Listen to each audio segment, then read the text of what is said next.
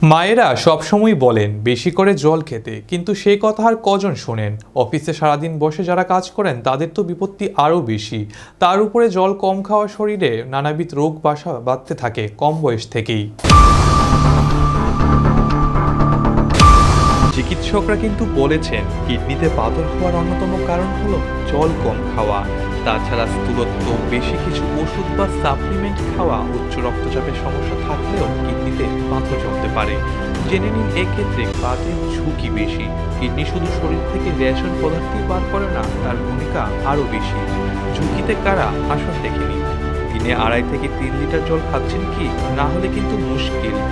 বেশি পরিমাণে প্রাণীজ প্রোটিন খাচ্ছেন কি? তাহলে তাদেরও ঝুঁকি বেশি। খুব বেশি তেল মশলা দিয়ে কষিয়ে মাংস বা মাছ, ডিম বা রোজ খেতে শুরু করলে তখন বিপদ বাড়বে। এমনকি বাইরের খাবার, প্রক্রিয়াজাত খাবার বেশি খেলে কিডনিতে পাথর জমার ঝুঁকি বাড়বে।